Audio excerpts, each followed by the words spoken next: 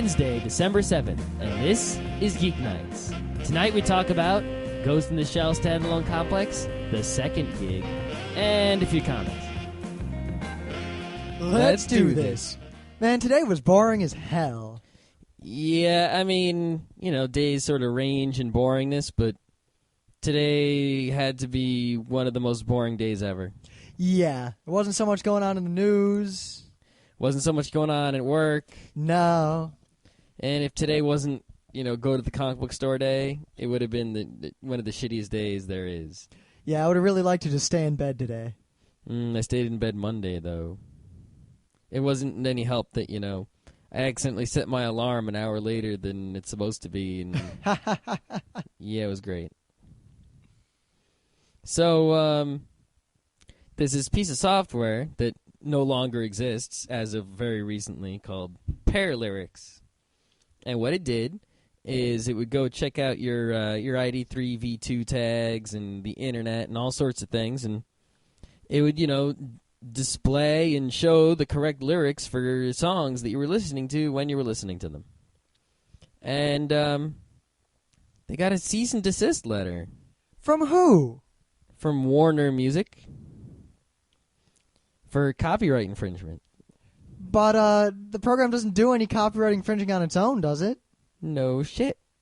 It doesn't do anything illegal. All it does is show you the freaking lyrics and use the internet in any means necessary to find the lyrics. Yeah, though it is illegal to reproduce the lyrics. He wasn't reproducing them. Well, I guess it's the same way they got Napster. They were facilitating the illegal activity. I don't know. It's weak, but the point of it is even though the guys probably weren't doing anything illegal, they're gone because they can't afford to fight it. It's like, if you can't afford to fight something in court, people can cease and desist you for pretty much walking and breathing. And if you can't fight it in court, then you'll have to stop. Yep.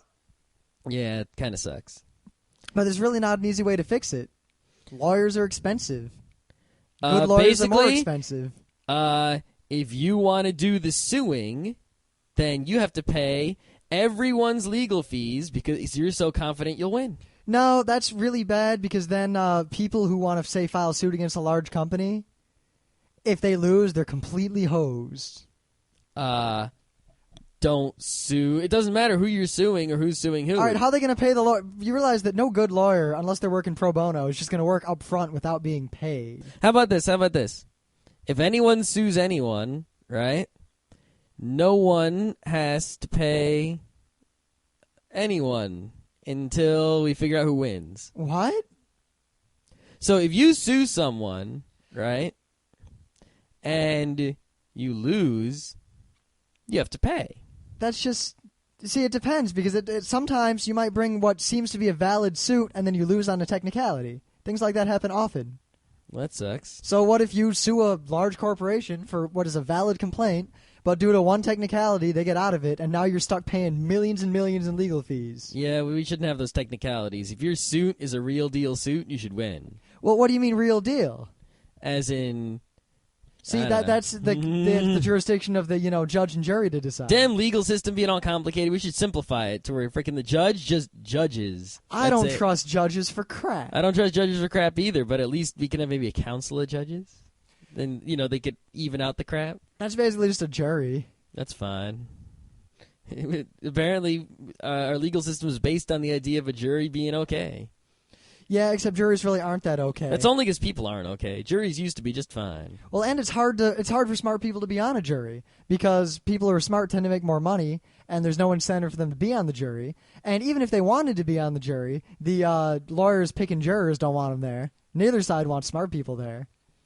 Yeah, it's all a sham nowadays.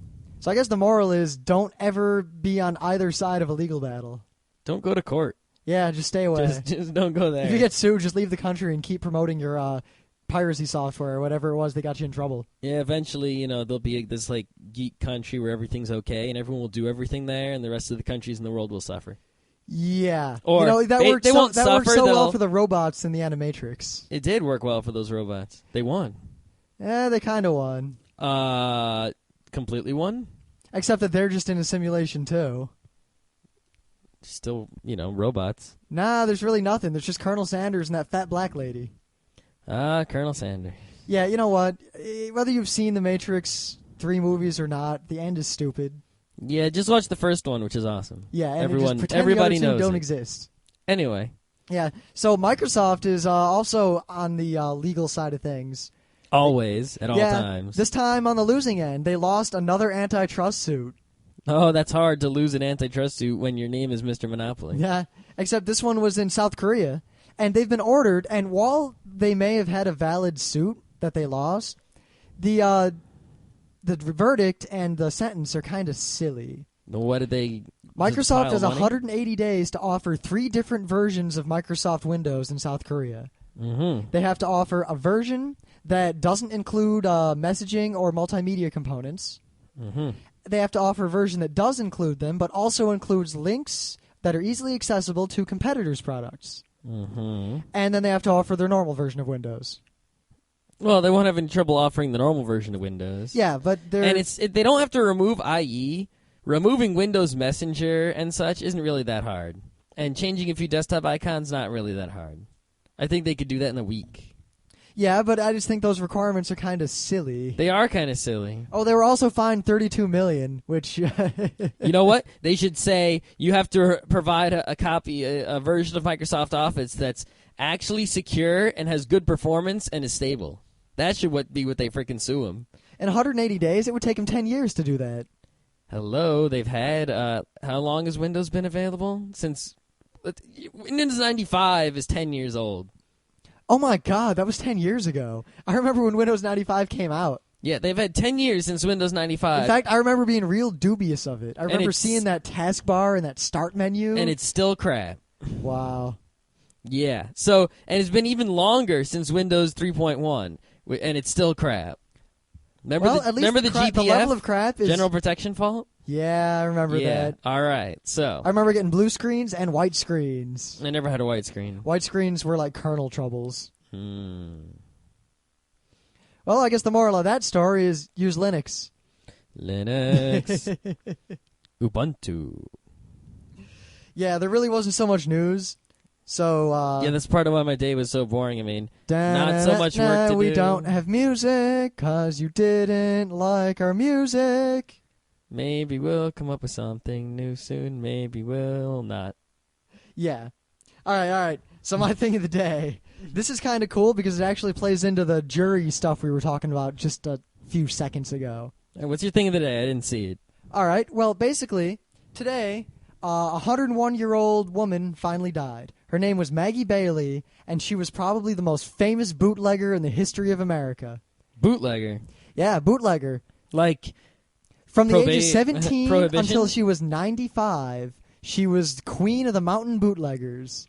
Wait. From the ages of 17 to 95? Yeah, she made alcohol in stills in a fairly professional way and sold it. And when Prohibition came around, she kept selling it. And then when Prohibition ended, she kept selling it. And she was kind of a local folk hero down there in Kentucky. What kind of alcohol did she make? All kinds. Good kinds? Yeah, she was a friggin' distiller. She made all sorts of various sundry illegal alcohol. Oh. And apparently, she was real shrewd. Apparently, there's a U.S. district judge that personally knew her and was her lawyer. And he said, quote, "She knew the laws of search and seizure as well as any person I've known." Yeah, when she was arrested and tried some 36 times, and she was never convicted and sent to jail due to the doctrine of jury nullification. She got jury nullified every time? Yes. It must have always been a jury of the peers in the town. Well, basically what happened, and I consider this to all of you out there as a public service announcement, jury nullification is a right that you have no matter what any judge tells you. Jury nullification rules. The thing is, judges are not only are judges going to tell you that you can't do it, it is illegal for lawyers in a trial to tell you about it or to ask you about it. But it does exist, and juries can do it whenever they want, regardless of what anyone says. So basically what happened, and the precedent for this goes all the way back to before the Revolutionary War. Oh, so yeah. don't worry about it. It's mad old. You can Wikipedia all this stuff. I think it might even go back to Britain in juries by Yeah, I'm talking about jury. the history in America goes back to just before the Revolutionary War. Mm-hmm. But basically, jury nullification is a concept that the people hold the absolute power in the judicial system, the people on the jury. Yep. So people on the jury decide if you're innocent or guilty. Yep. However, if say you're on a jury and you and the rest of the jury agree that while someone technically is guilty, say they did commit the crime that they are charged with, but you believe it shouldn't be a crime, you can just give them a not guilty verdict, and they can't punish you. Juries can decide whatever they want, however they want. Yep. A jury is supposed to say, let's say it's a criminal trial, and if there's reasonable doubt, you're supposed to say not guilty. And if there's no reasonable doubt, you're supposed to say guilty. And 99.9% of the time, that's what you're going to want to do. Now, but if somebody, say, is guilty of, I don't know, downloading some MP3s, and there's no reasonable doubt they definitely did it. I mean, they're standing right there listening to them on their iPod, and they didn't pay for them ever, and they don't have a CD or anything. If you don't think that should be illegal, you think that's perfectly fine like I do, you just say not guilty no matter what. Yeah. Because you're a jury, and you can freaking do that no matter what anyone says. Now, it's been waning lately because a lot of juries and a lot of jury advocates and judicial advocates are fighting furiously to prevent people from finding out about it. But it pretty much hit its peak during Prohibition. They estimate that about 60%, 60, of all illegal bootlegging cases were thrown out due to jury nullification because most people in America drank alcohol and most people didn't want it to be illegal. Yep. So when they sat on a jury as someone who was providing their alcohol, they just said not guilty. Yeah, but you got to wonder how much of that was due to, like little Al Capone give a money to the jury action. I think the fact that I don't think Al Capone would need to bribe anyone because he most did people, in that movie. Yeah, in that movie because that's what happened. It's close to what happened. Look at that movie. It's just dramatized. See, here's the thing. In the movie The Untouchables are freaking awesome, and Elliot Ness is this awesome, awesome dude. He was really a prick. Yeah, in the real world, Elliot Ness was a giant cock. Sean Connery wasn't. People who knew him back in the people who actually knew him talked about how much of a stickler for the rules and just a jackass he was. It's kind of like Ken Starr. Yeah, or actually even good old Fitzgerald. Yeah, Fitzgerald's a little nicer. But most people liked alcohol, and they wanted alcohol, and they got alcohol. And if someone was arrested for giving them alcohol, they weren't going to send them to jail. Yep. Nowadays, they would send them to jail even if they didn't want to because they don't know. Now, there's two ways to play this. Say you don't want to be on jury duty for whatever reason. The 100% guaranteed way to get out of jury duty is to simply state at the beginning of jury selection that you feel obligated to inform the lawyers that you believe in the doctrine of jury nullification. And I can guarantee that they'll kick you out of that trial faster than you can blink. The other way is, if you want to be on a jury, like me, you can go in and then tell everyone all about jury nullification if you think that, it should be nullified. I'm not saying you should just go nullifying all around the place. If you're on the trial of some guy who, killed his mom, and he killed his mom. Like they have a movie of him killing his mom? Yeah, don't freaking use the jury nullification just to be all jury nullificationing. When you got a hammer, everything looks like nails. Well, no, don't do that. If there's no reasonable doubt and someone's bad, lock them up. But, if it's something that you don't think should be wrong or you think that, maybe there's another reason you have. Like you're against the death penalty and they're going to give it to him. Yeah. Or if you think that he's guilty and the crime should be punished, but the current sentencing laws are way too harsh. See, here's another problem. He's a hacker, but he's going to go to jail for 20 years. Outside of death penalty cases, because a judge has to tell you if someone's up for the death penalty. Yep. They don't have to tell you what the actual possible sentences are. You can look it up. Yeah, but you're not supposed to. Yeah. And even then, the judge won't tell you. The judge won't tell you if there's a minimum sentence for something because they don't want you to think that maybe that's unfair and let the guy go. Yep. That's it. But you know that most hacking laws and such are way too severe with the punishments. A guy who hacks into a computer somewhere shouldn't get no 50 years unless he hacked into a bank and stole a pile of money. Yeah. He should get maybe a couple years or maybe even months depending on how big it was. Well, but the minimum sentences are insane. Yeah, consider that minimum sentencing sets it up in many places where second-degree murder, you'll spend less time in jail if you were, good behavior than, say, having an ounce of marijuana. Yeah, so if you see someone who, does some hacking or some weed smoking or something. Yeah, a punk kid who had one joint in his pocket. Yeah, and you don't want him to go for 5 years, even though you think they should maybe get some few months. that might be a time when you want to whip out the jury nullification. Yep. So keep it in mind. Spread the word. I'm a big advocate of it, and I hope you will be too. Mm-hmm. And that was probably the longest thing of the day I've ever had. Probably. All right. I don't know. Can you top that? 101-year-old bootlegger, jury nullification, all in one go? Well, if the speakers on my laptop weren't broken, this video might be able to top that.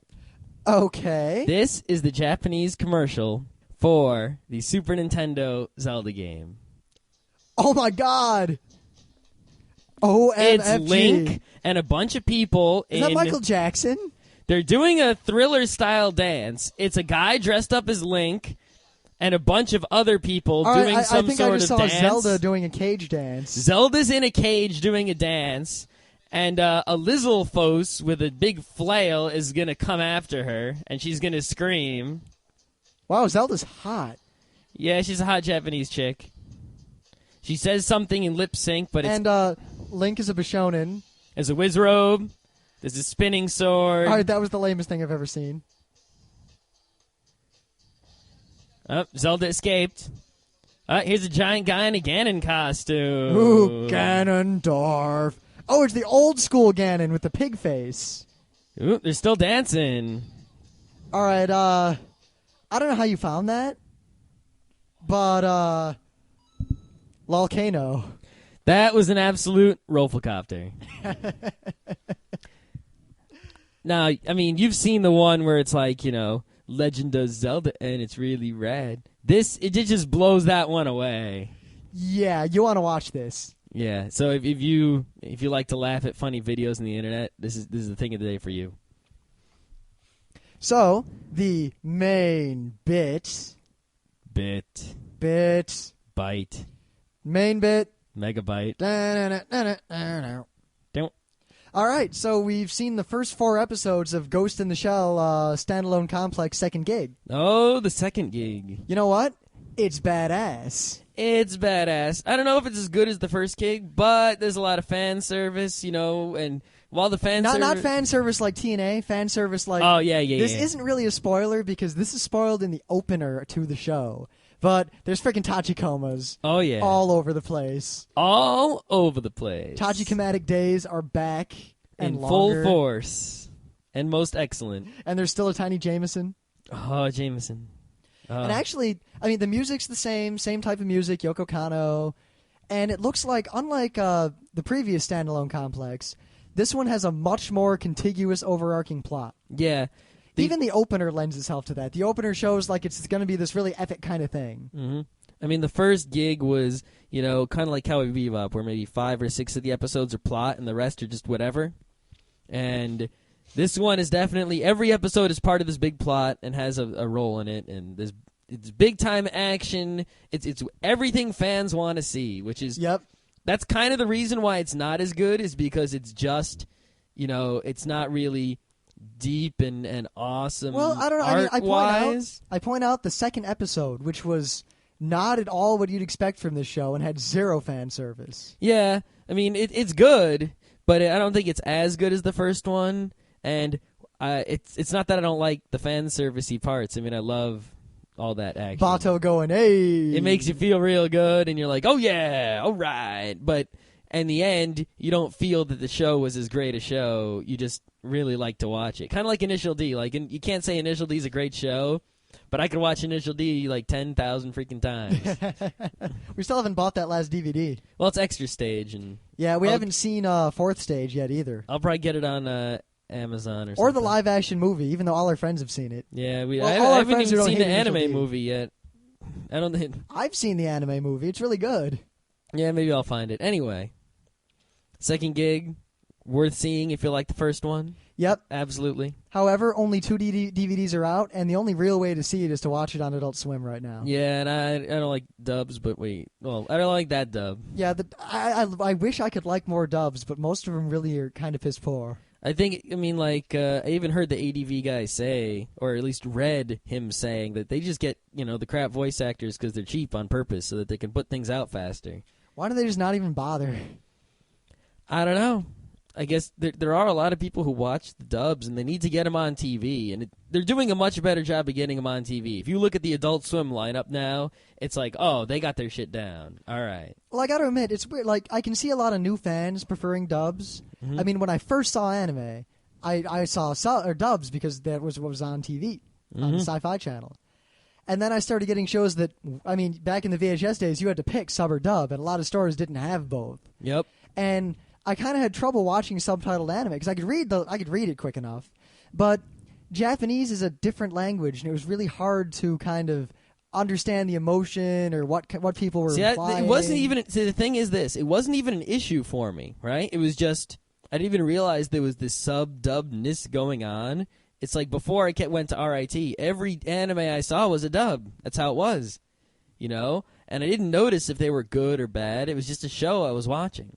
But then as soon as I got to RIT, people were like, oh, sub-dub wars, blah. And I was like, what are you talking about? Yep. And then after watching enough subtitled anime, you know, and then you realize how when you listen to the voice actors in the dub, the way they act and like, because you get to the point where you're not even getting the meaning.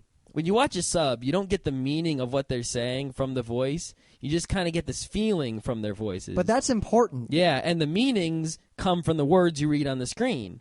So when you watch a dub, you're getting the meaning from the voice, which comes across just fine because they say the right words. But the feeling from the voice is all wrong compared to the sub, and it feels kind of cheap a lot of the time. Yep. And incorrect and blah. I mean, it's not always apparent right away, but the more I watch and the more I got used to hearing Japanese and hearing the way it was spoken, there's so much there that the American voice actors just really aren't emoting. Absolutely. And there's a lot of things they're emoting just wrong. Or a lot of, like, the way they'll word things because of the translation that's painful. It's like, oh, why did you say that? That's just something painful to hear people say. Yeah.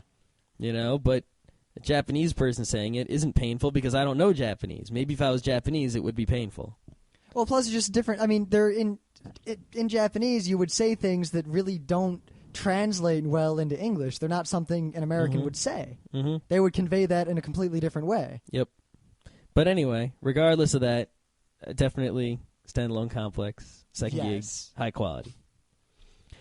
So there were some 2 anime newses I saw here on the Anime News Network, which, by the way, the Anime News Network has a little annoying thing going on where they're advertising for this thing called, I think, the Fuckins. The what? Fuccons. It looks like it's some CG kind of show, but anyway, I don't want to promote it because freaking they re-themed their whole site into a giant advertisement for this thing, and it's really freaking annoying. So whatever that thing is, I don't know what it is. If you know what it is, tell us, because I'd like to know. I'm not going to click on any of these ads. Maybe see, my ad blocker is so extreme that I didn't even know anything had happened. Yeah, but anyway, I encourage you not to buy this thing or watch it or anything because of their pain-in-the-ass advertising. I've just basically I've blocked every single image from AnimeNewsNetwork.com. Well, I'm at the page now, and I just see text and nothing else. Yeah, we've got all the images blocked. But anyway, the first bit of news is that Bandai made a little announcement. And the announcement isn't a particularly exciting announcement. I think they're doing something with, like, Wings of Honneamise or something Which like is that. an excellent, excellent movie. It is. Did I see it? I don't remember if I saw it. I watched, like, a 5th-generation fan sub that craps out at the end. Yeah. I don't know. I can't... The news isn't really loading right now. I think there's something wrong with Pat Labor movies. Yep.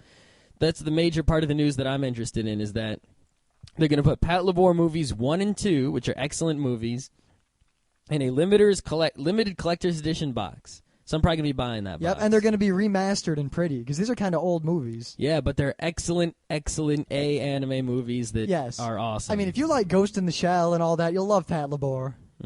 Oh, absolutely. Oh, okay, here's what's happening. Is that they're making a new label for anime called the Honneamise. Wow, they're spelling it all weird. They're spelling it Honneamise. That's how it's spelled. I thought it was Honneamise, not Honneamise. But anyway, Whatever. is that they're making that a new label and then publishing anime under that label. Huh. So I'm beginning to think that any anime that's published under that label is an anime that's the kind that we like. Well, we'll see how it pans out. Yep, definitely. All right, the second bit of news is in the fan subbing world and not in the pro world. Ah, fan subs. The gray area of intellectual property that warms the cockles of my heart. Yep, so Funimation sent a little message over to Shinsen subs, who are subbers that I know because just so happens a lot of the stuff I like happens to be done by them. And, you know, I just download my stuff from, like, torrent collecty sites, but their label is often on the ones I get. So they got a message from Funimation that says, "We own or control various exclusive copyrights and trademarks, blah, blah, blah, blah, blah, blah, blah. The series known as Speed Grapher, Trinity Blood, Full Metal Alchemist, Dragon Ball, Salty Ray, a.k.a. Origin, Detective Conan, a.k.a. Case Closed, and Tsubasa. Blah, blah, blah, stop doing that." And this is kind of weird because, A, no one's ever told a fan subgroup to stop doing something that was not yet licensed ever before. 2, they haven't previously announced licenses to Salty Ray and Tsubasa, so now I guess they are licensed by them. So it's like a weird way to announce your license. Huh. And basically, Anime Ski took down Salty Ray and Tsubasa torrents, and the fan subgroup, as far as I know, didn't. Those are guys that follow the license rules. As far as I know, they might not. So I'm pretty sure they didn't still have their torrents up for these other already licensed shows like Full Metal Alchemist and such. You know, it being on TV and on DVD already. So, you know, why did they list all those if those were no longer being distributed? And I was also under the impression that a lot of the American anime companies knew the score with fan subs and liked them, you know, as long as they went away, because that's how they were figuring out what shows to get and such. I could see this being some guy in the company talked to the lawyer team independently of another guy and just had a notice sent and maybe didn't think it through or talk to the people he should have talked to. I have a feeling it's that Funimation used to just be the guys who did Dragon Ball. And now they're actually, like, busting out big time. They got FMA and everything. And I think, you know, they're upsetting the balance. They don't know how to deal with fan subbers yet. I don't have a feeling that they're as cool as ADV and Viz and those guys who were originally fan subber types. Well, maybe they'll learn, because the backlash of geeks that are angry is a powerful force indeed. Yeah, I wouldn't be surprised if if Funimation DVD sales started to go down. I mean, like, I'm not gonna not buy FMA, but yeah, I wouldn't be surprised if a whole lot of people were like, "Hey, they were asshats about it. Now we're gonna extra fan sub their shows," or something like that, you know. And there'll be this little, you know, split in the anime community or something. Wouldn't surprise me at all. I'm not saying it's gonna happen. Oh, a split in a geek subculture. That's never happened. No, never.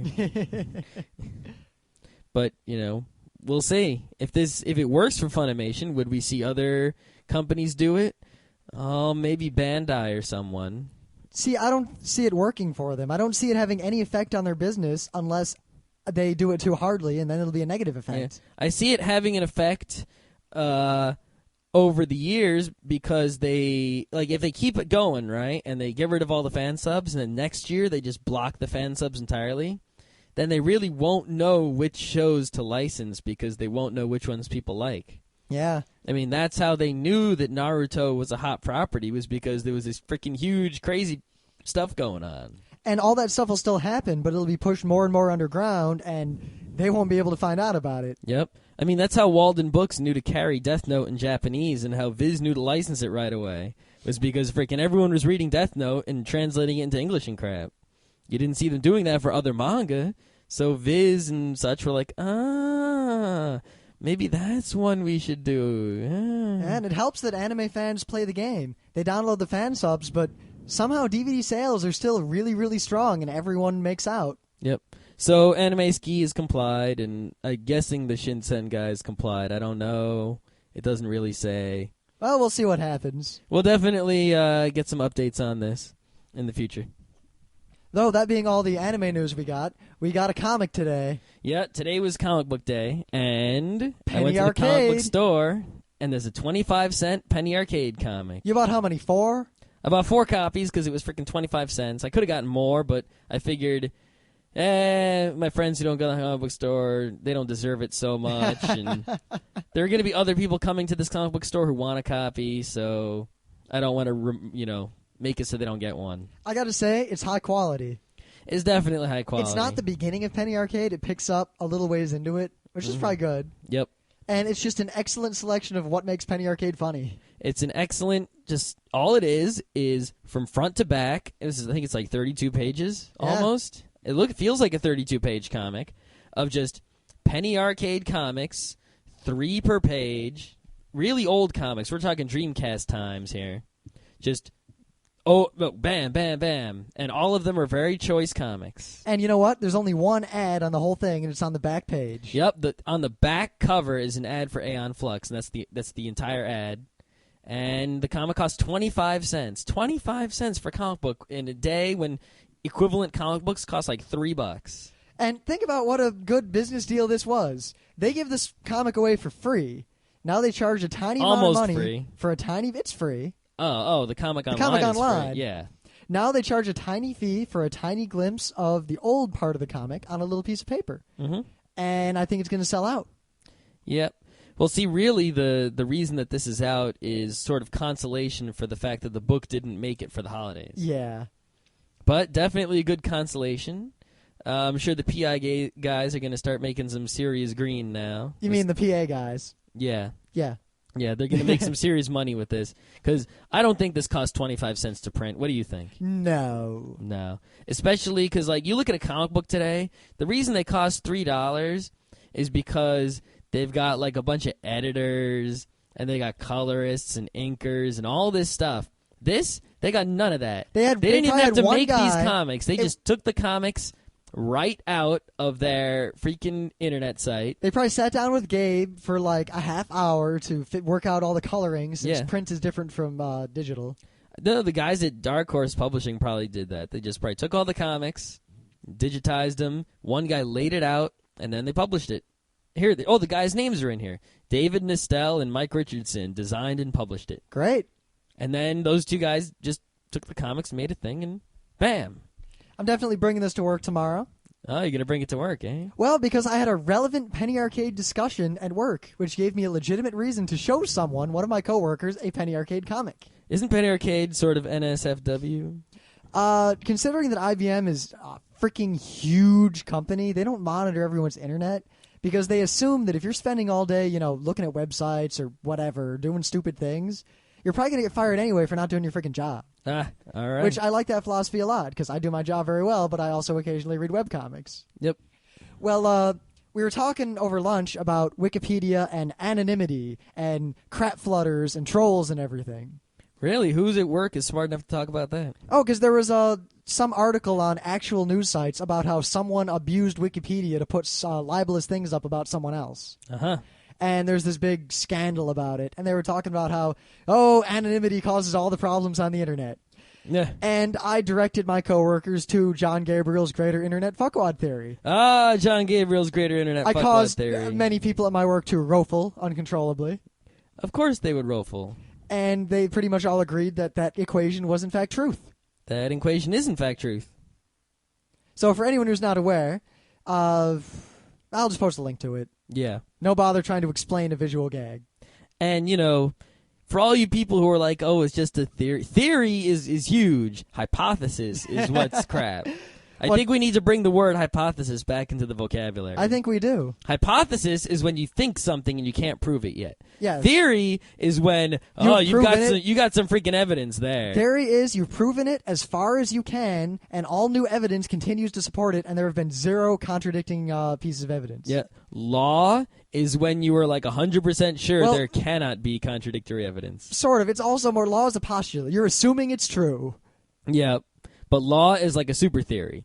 Hypothesis is when you don't got crap. You just got an idea. Or you've got some evidence and it led you to a conclusion, and now you want to test that conclusion. Yeah, you don't have enough evidence yet, so it's still hypothesis. See, that's the big problem with this whole intelligent design, stupid whatever bullshit. Well, it's one of the problems is that they go, oh, it's just a theory. No. Yeah, so is gravity. It's a freaking theory already. Goddamn. Yeah. I mean, if you wanted to make fun of something, you would say, oh, it's just a hypothesis. And you would be right if, in fact, the thing you were making fun of was a hypothesis. Because that's like saying, you got no evidence.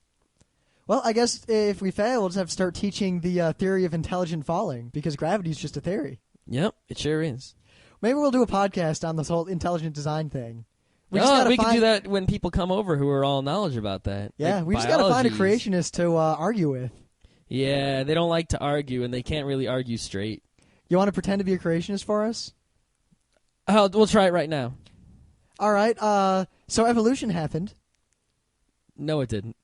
You saying my dad's a monkey? Here's all the evidence. Yeah, your dad. It's all lies made by evil scientists. Scientists aren't evil. Here's evidence of that. Cures for various diseases. God says otherwise. I don't hear his voice. He told me. How did he tell you? You hear voices in your head? Yep. Great. Good luck with that. Yeah, good luck with your hell. You know, I'd laugh, but at the same time, oh my God, there are people like that. Yeah. I mean, way back, actually, when we first started doing the podcast, we wondered about how we should tread on controversial issues. Should we skirt We didn't around wonder them? about that. We knew that we were going to trample all over our side. But we of the talked mat. about it like, were we going to avoid saying fuck? Were we going to specifically go for issues that might tick off our readers? What were we going to do? And you know what? We decided right away that we don't care and our opinions are going to be well known. Intelligent design is bullshit. Yeah. This is a real problem I see. It's a valid philosophical idea. It's definitely a valid philosophy. It's not really a valid hypothesis because it's not testable. But philosophically it's fine, and I have no problem with people teaching it in a philosophy class or debating about it. It's not science. Anyone who says it is stupid, and that's the end of that. Yeah.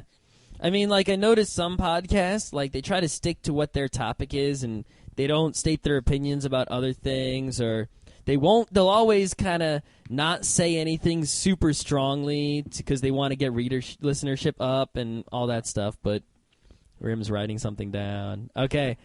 I'm keeping track of what we've talked about. Oh, okay. You know, for all those links we post on the website, that if any of you haven't visited yet, you should. Yeah. Because then you'll know more about what we're talking about. Yeah. But, I figure, hey, this is the freaking point of having a podcast and not a real radio show or something real, is that we can say whatever the fuck we want, and we're going to give it to you straight and full on, no holding back. Yeah. I mean, even if somehow we got, like, crazy popular, thousands and thousands of readers and all, or listeners. I guess readers, too. We have a website. Yeah. If some company sent us, like, an anime, and they're like, hey, review this, wink, wink, and there's $100 in it, I guess we're like Penny Arcade. We can't sell out. Yeah. It's painful for me to pretend I like something if I don't like it. I'd take your $100 and watch your anime and give an honest freaking review. And if it sucked, I'd say, wow, this freaking sucked, and these people gave me $100 thinking I would say it was great. Yeah. We're real opinionated about a lot of things. Yeah. But on the other hand, I would not discourage any company from sending us free gadgets, comics, animes, video games. In fact, if we happen to get an Xbox 360 to review, that'd be just dandy. Yeah. I mean, think about this. If some guys who review everything perfectly honestly say your thing is awesome, that's huge. And if you send it to us, that's like, you saying that you have great confidence in your product that we'll think it's awesome. Now, we're not saying us specifically so much as just people who are honest about things. Yeah. Like Penny Arcade, I trust their opinions on games more than I trust my mom on advice. Mm-hmm. Penny Arcade is like the gospel of games. They've never steered me wrong. They play the WoW, but they know. Yeah, they know. They know. Anyway, today's technically Anime Manga Comics Day. Well, it's Penny Arcade Comics. We're good. Yeah. But I did buy some other comics today. Oh, really? Yeah, I think I might, I don't know if people like this, I might start a weekly bit of what comics did Scott buy? Consumer whore. Well, I go to the comic book store every Wednesday. What do you want? It's not really consumer whore. It's I have lots of money. When you tell them the story about that zombie comic you read, you're a consumer whore. Maybe, yeah. So anyway, I bought this. If you don't know, there are people, when it comes to American comic books, they're like, when someone buys a lot of Marvel comics, or like they're a Marvel fanboy, you call them a Marvel zombie. That's kind of like the inside word for it, right? So, the more you know. Yeah. Do. So it was funny that a comic book came out today called Marvel Zombies. And it's basically, I mean, this thing looks like a freaking fanfic. It's like, ooh, all the Marvel superheroes are zombies, and here's a world in which they are zombies. Here's a comic. Read it. And there's going to be 5 issues, so issue 1 was out today. And I read it on the train home, and it was totally fan crap. I mean, you had Magneto here who was not a zombie, and everyone else was a zombie inexplicably. And they're in a city, probably New York, and the other superheroes chase him down, and I think they eat him. And then they spend a bunch of pages where all the superheroes are discussing with each other their zombie condition, and that teaches you like the rules of zombie in this comic. You know, because every different zombie movie has different zombie rules, right? You know? Yeah, fast zombies, slow zombies, they turn you into zombies, they don't. Yeah. They talked a lot about these zombies are apparently zombies that hunger but cannot be fulfilled. Ah, okay. And then, in the final pages, something happened, and I wasn't going to buy another one of these comics because it was obvious fan crap, but what they did on the last page, you're just like, God damn it, now I have to read the freaking next one. Such bastards. Yeah, I don't think I'm going to let him spoil it for you, but he told me because I didn't care. Yeah, and I got to read the whole thing, and then I saw that last page, I'd buy the next one. Yeah. It was basically a comic book about nothing, and then they put a picture of a character on the last couple pages, and it makes you have to buy the next one. So once again, I assert consumer whore. Yeah, but the rest of the stuff I didn't buy was consumer whore. I bought the Penny Arcade comic, 4 copies of it. Yep. 25 cents, man. I owe you a quarter for it. Yep. I got Sentinel Volume 2, Issue 2. Sentinel it's sort of like a kid's comic, you know, and you had a little bit of shame to buy it. But I really like the Sentinel robots, you know, the ones that kill mutants. Yeah, remember the X-Men TV cartoon? Yeah, the purple guys. The big robot guys. The ones that try to kill Jubilee every freaking episode. Yeah, basically the story is that some kid, he's just a high school kid, and, you know, he's got some high school drama. And he finds a Sentinel, and since he knows a lot about robots and tech, he, like, kind of controls the Sentinel and does stuff. And the second volume is not as good as the first volume, but I'm buying it because, like, I want to support this kind of comic, because you don't see Marvel or especially not DC, making comics that at least they think are in a sort of manga style. Like, it seems to be in the same manga style that, like, Teen Titans was, though. Yeah, it's sort of like that kind of thing, where it's not really a manga, and it's not really manga style, but Marvel thinks it is. And, you know, so if I support that kind of comic, then they'll keep going in that direction. And it seems to work, because, I mean, they're making Volume 2. Here it is. Yeah, but even if they don't, in the long term, manga's just going to go in that direction. Yeah, so, you know, so I bought it kind of like a vote. You know, even though the second volume not as good as the first volume. Yeah. I didn't buy the next volume of Cantarella. Yeah. It's not out, but I wouldn't buy it either. Yeah. Unless, you know, you really want to give that vote for Yowie. Hey, it's not actually yaoi. In fact, while it is probably the most homoerotically charged piece of literature I've ever read, there is in fact no boy action at all. It's just shown an eye. Not even. No? It's just innuendo and guys standing there talking about swords. Isn't that what shown an eye is? No, shonen eye is when boys actually like each other. Oh. These boys don't like each other. So it's not even up to Gravitation's level. Imagine it's the most sexual tension you can have in a homoerotic situation where there's absolutely no homoeroticism whatsoever. Well, you've yet to see Volume 2. Yeah, we'll see. All right. I only bought 2 other comics, but they were the big trade paperback ones that, you know, I like to save money. And since I have a lot of money, I can afford to buy like a $15 thing, especially if it's cheaper than like 8 $3 things. So the first one I got was Marvel Team Up trade paperback #1. And I wouldn't have gotten this this is something that I would never have looked at or bought ever. Except the guys on the Comic Geek Speak podcast told me to get it. So I got it, and if it sucks, I'm going to yell at them. And if it doesn't suck, well, then they're a bunch of bastards for making me buy another comic book. Nah. Basically, it's this continuous story, that's sort of on its own, which is what I like. I don't like any stories that tie between comic books. I could do a whole podcast about hating freaking crossovers. But in each issue, there are 2 Marvel superheroes that team up. And it's 2 different superheroes each issue. So it's like... Randomly? Is there a reason they team up? Yeah, basically each comic book itself is a story of how 2 superheroes team up and then, I guess, unteam up. Huh. At the end. I don't know. I have to read it still. Well, I guess my only other question, are villains involved in this too? Oh, of course there are villains. But each comic book has 2 heroes that team up in it. And there's still a story that carries out between all the comics. Huh. So I have to read it to get more details. And if it's good, I'll buy the second trade paperback probably next week. And, yeah, I could tell you all about it then. The last thing I bought is this comic book called Preacher. I got the second trade paperback. Now, Preacher is one of them Vertigo books like Fables and Why the Last Man and all those. And it's about this guy who's a preacher in Texas. And it deals with, like, there's actually a God, there's actually a heaven and all that jazz, But the story is that God is missing. He, left. Uh-huh. And these angels were left in charge. And, of course, there's a whole host of heaven with different groups of angels and crap. And there was this thing called Genesis, which is like the son of, a devil and an archangel or something. And it got loose, and it entered this preacher. And now the preacher has this power called the Word of God. And he basically looks at you, and his eyes turn red, and he says something. Usually he says, drop the gun, or... go fuck yourself. And then whoever he says it to does exactly what he said.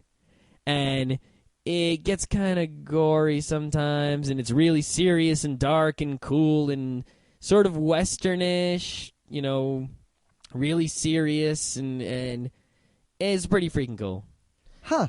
And I've been meaning to read it, actually, but I haven't gotten around to it. I've been playing Mario Kart. Yeah. It's very critically acclaimed. And I can see why. It's not... I don't think my like of it equals the critical acclaim, but I'm probably going to buy all of it unless it all of a sudden turns to crap. Oh, good. Then I'll get to read it. Yeah. I would definitely recommend that anyone with enough money buy at least the first 2 volumes, and if you don't like it after that, you can do whatever, but... Yeah. I mean, there are people out there who don't like Watchmen, and that is super critically acclaimed. Oh, yeah. I think that's all I bought. Yep. Yeah. Yep. That's about all we've got, so, Peace out, homies.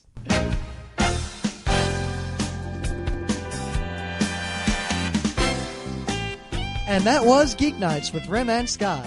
Special thanks to DJ Pretzel for the opening music. Thanks for listening. Please remember to point your favorite podcatcher at feeds.feedburner.com/geeknights to get the latest episodes as soon as they're released. Also, please visit our website at www.frontrowcrew.com for the latest updates and forum discussions. And whether you love or hate our podcast, we won't know unless you send your feedback to us at geeknights@gmail.com.